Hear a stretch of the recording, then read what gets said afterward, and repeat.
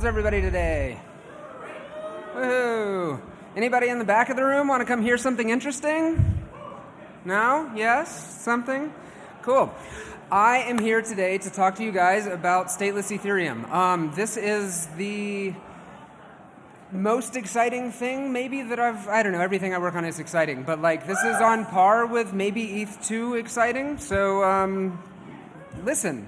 I'm Piper Mirriam. I work for the Ethereum Foundation. I run a team of snake charmers, also known as Python engineers. We make open source software. Trinity, the Ethereum client, is our kind of primary focus, but we do a bunch of stuff. Cool. So this is the roadmap for this talk. I'm going to give you just like the high level who, what, when, why, how, this list. So what do I mean when I say stateless Ethereum? What is this? We're going to drop down to kind of like a simple concept of what is the Ethereum state. So the Ethereum state is this. Every account or address or contract, depending on the word you want to use, has an entry in a database that looks roughly like this. You've got your balance, and if you're a contract, you have code and maybe some storage slots to store your token balances, things like that. We take all of these accounts, we put them into a trie. This is what we call the Ethereum state. It has this fancy thing called a state root at the top, which is how we refer to it. And this is the Ethereum state. So when I say the state, this is what I am talking about. In the blockchain, we also have blocks. Blocks are made up of transactions, and transactions do stuff to the state. So here, Alice is sending a transaction to transfer 1 Ether to Bob. This modifies the state. So we've got Alice's account here. It gets the balance gets deducted there. Bob's account over there. The balance gets added.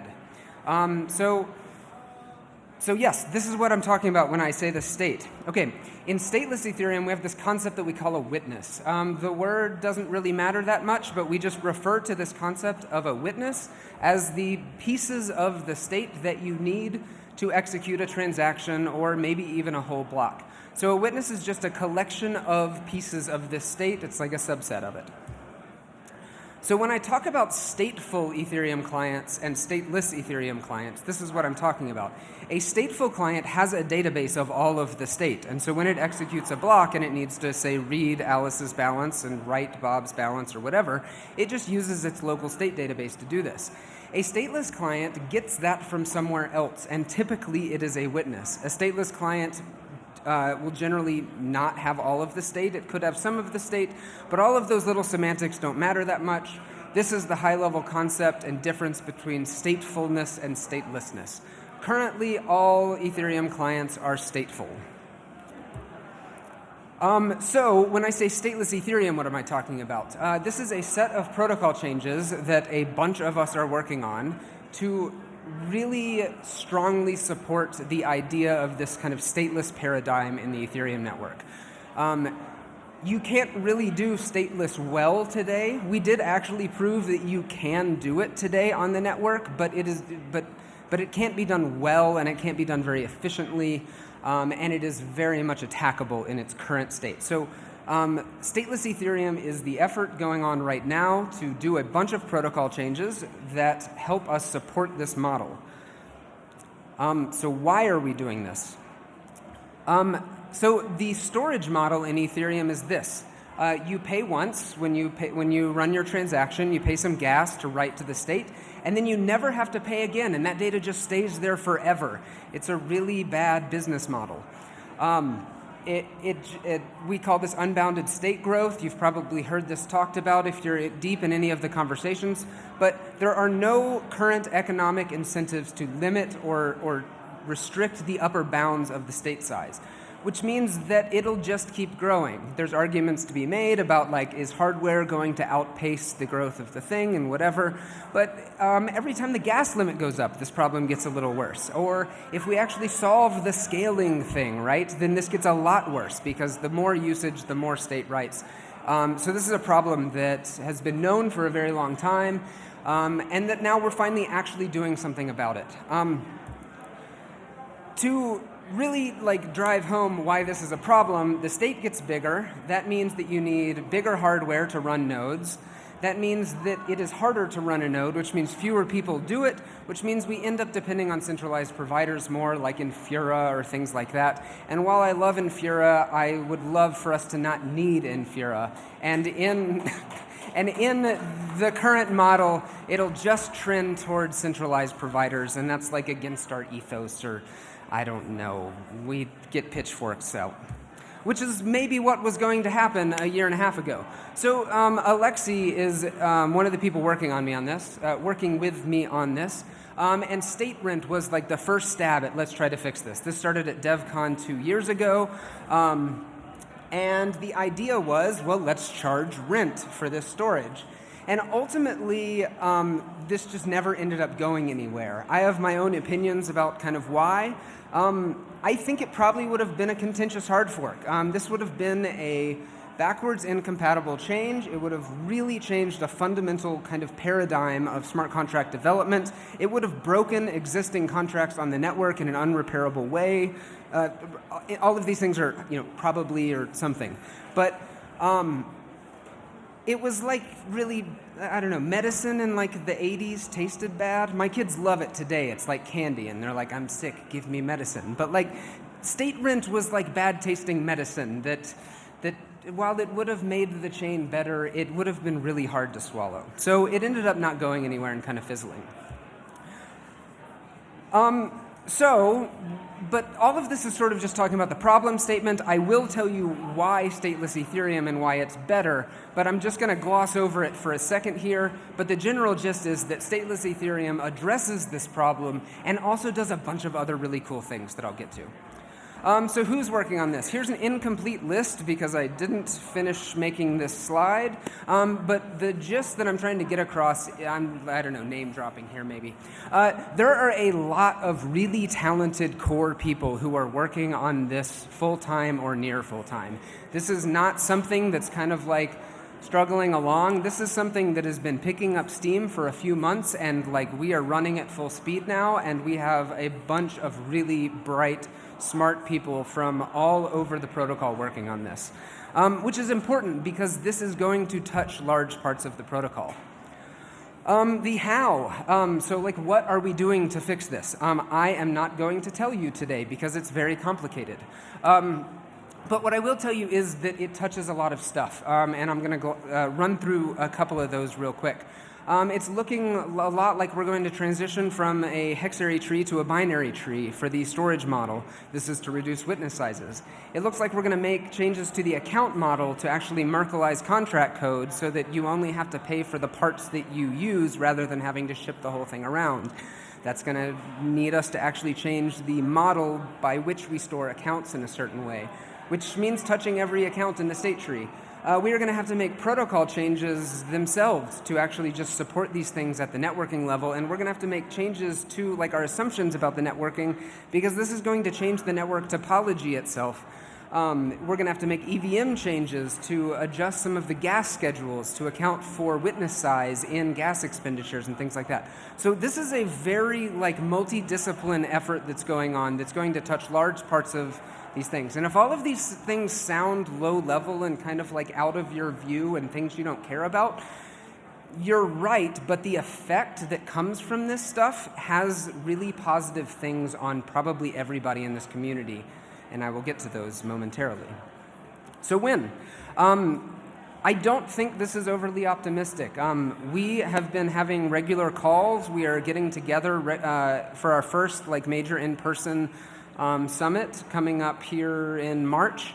And like our roadmap and we have these lists, right? Things we know, things we think we know, things we know we don't know, and then this like list that we can't find of the things we don't know we don't know.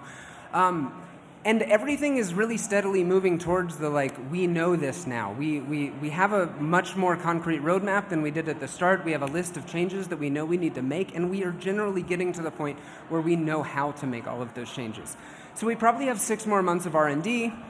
12 more months after that of rollout, 6 more months of just standard delays. But I think it is reasonable to expect us to really fully deliver on this within 2 years.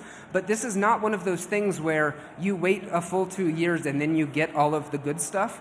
Our roadmap is specifically designed to deliver value all the way along the way. So there will be rollouts and features that we'll be rolling out within the next few months, even under this kind of 6-month schedule, that start adding these incremental improvements.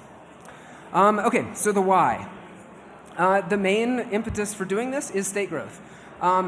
You've got this, you can think of it as a spectrum of statelessness. It's really not a binary choice. You can shove yourself right in the middle and have half of the state if that's what you want to do.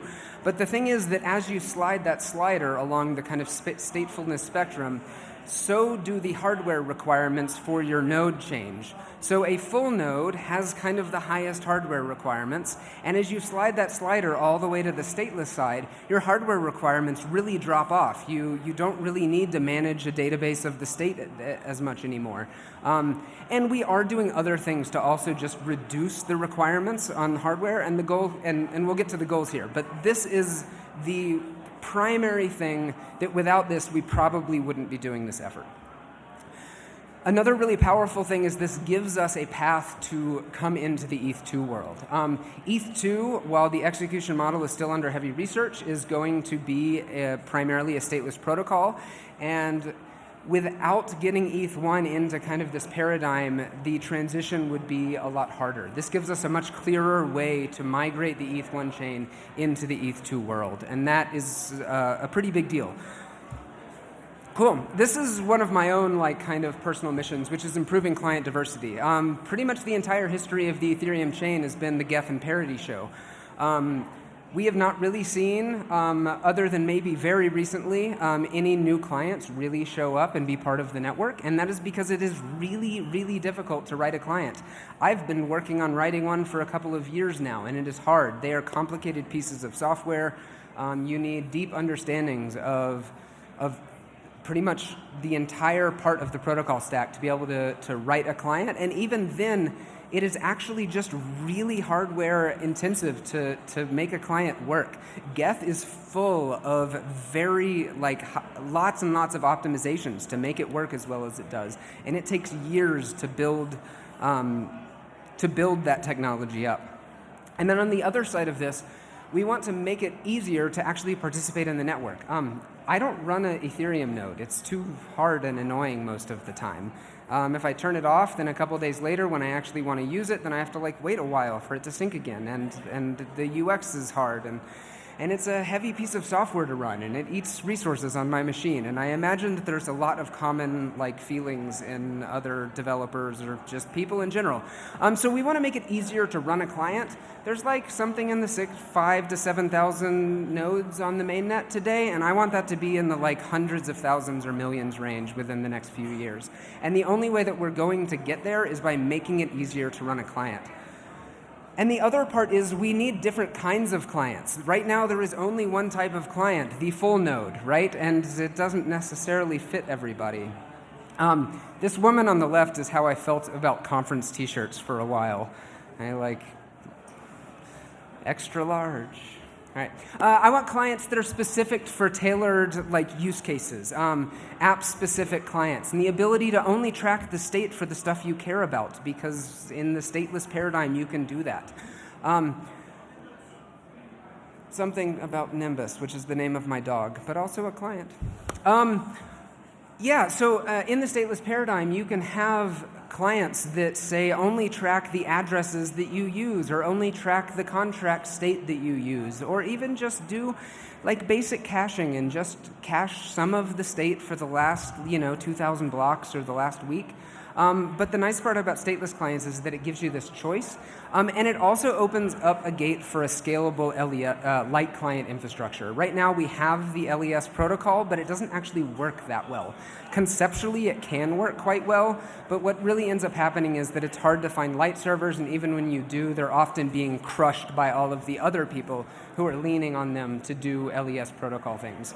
The stateless paradigm and the way the network works in the stateless paradigm kind of naturally supports a scalable light client style infrastructure, and I'm really excited about that. There are a bunch of other really nice improvements to clients. The one primary one that I am not going to go deep into is just the UX for a client.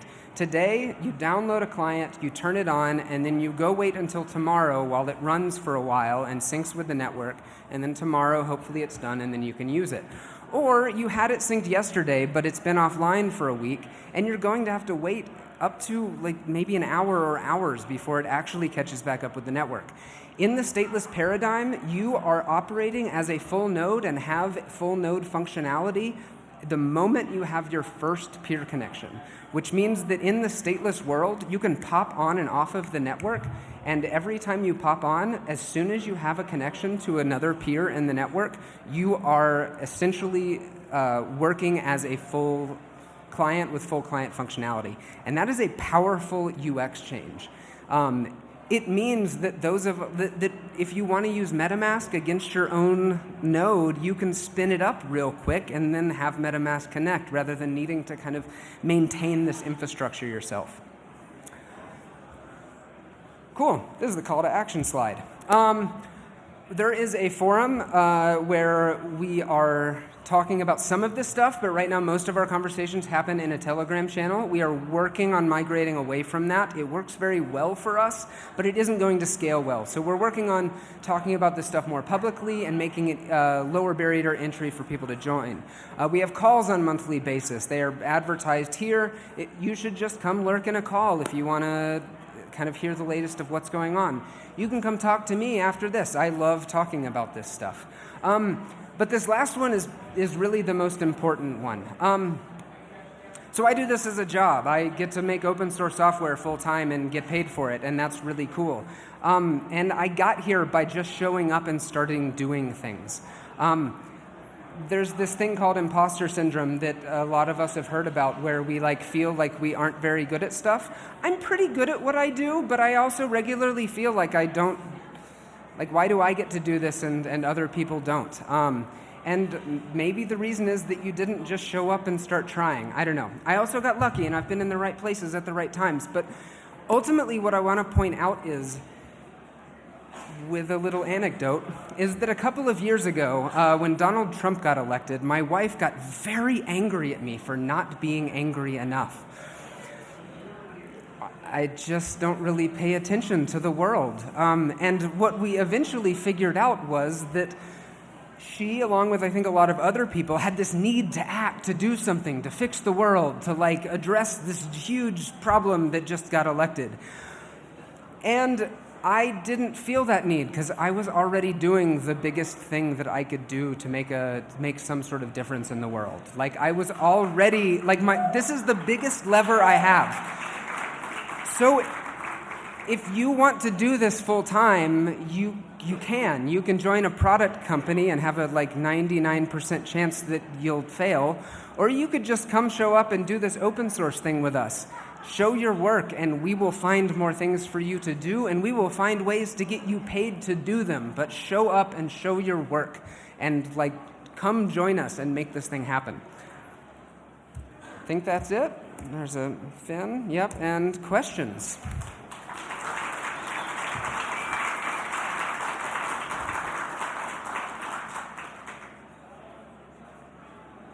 Anybody want to know what I had for breakfast?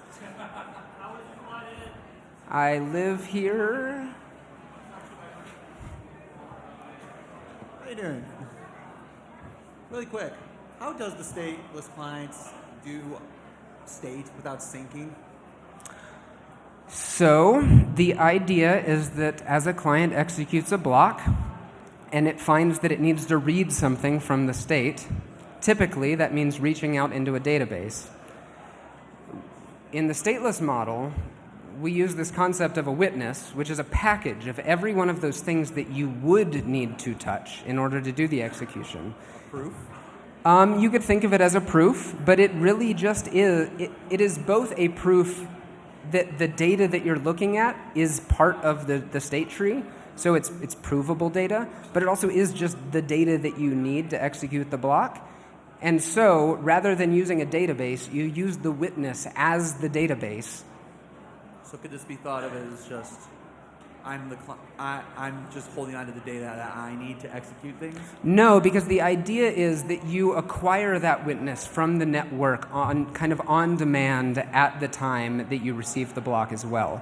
So you didn't have it. In fact, if the witness turns out to be wrong, you kind of just have to throw your hands up in the air and say, like, I don't know what to do next because I don't have the data that I need to execute this block. And those are some of the challenges that we have to work on to make this work well. Sounds dangerous.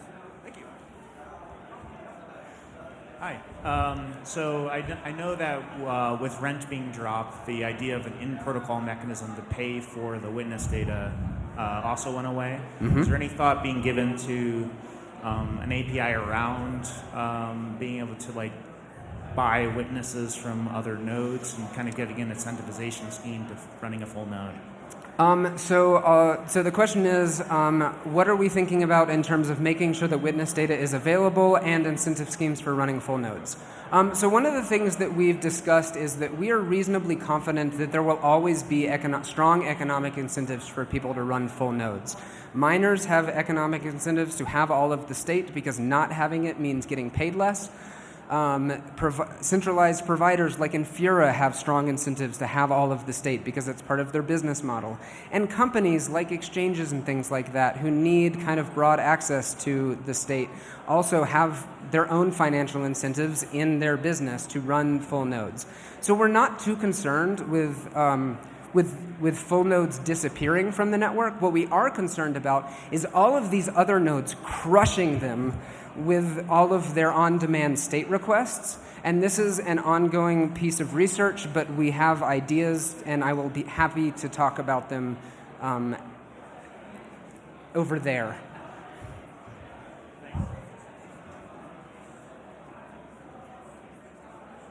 Can you explain why a binary tree would be reducing the size of the witnesses? Yes. Thank you. The question is, why does the binary tree reduce the size of the witnesses? So we use a hexary tree right now, which means that at each level there are up to 16 things on that level of the tree. And then each of those branch down, and there's 16 more things. So as you provide that witness, which is kind of like both the data and the proof that the data that you're giving them is part of the state root, you have to include all of those sibling nodes as well, which means you're walking down the tree and you have this kind of like singular path, but at each step there's up to 16 other things you have to include with that in order to prove that for it to be a provable piece of data, whereas in a binary tree you just have the one sibling. So it essentially just cuts down on all of this intermediate tree data that is part of the proof, and it makes the proofs much smaller. Oh, sorry, I started staring at the wrong person. But that means there's going to be more layers. Yes, there are mechanisms to eliminate those intermediate layers, but this is probably the most researched part of our roadmap, and we've demonstrated objectively that the theoretical savings for binary trees are something like 4x, and the real savings that we end up seeing are something in the like 2 to 3x size reduction. Those are numbers pulled out of this soup up here. So is the idea that the witness data is provided by the person who submits the transaction or by the miner? No, it actually is really problematic to try to have transaction submitters provide witnesses up front because the witness needs can change. The first transaction happens. Right, depending on transaction ordering, you can end up touching different pieces of the state. We have dynamic jumps and things like that could just change the execution entirely. So the idea is that if you execute a block, then you have already actually done all the work to build a witness because you've touched it all in your database. So what we're looking at doing is a couple of things. One is probably putting a hash of the witness in the header. That makes it just compulsory that you build a witness rather than optional. And then, yes, the idea is that those full nodes, the like center of the network is maybe one way to think about it, are the ones that generate witnesses, and they propagate out with the blocks through the network. Cool, thanks. Cool. If nobody else has questions, I will happily talk to any of you that want to ramble about this somewhere towards the back of the room. Thank you.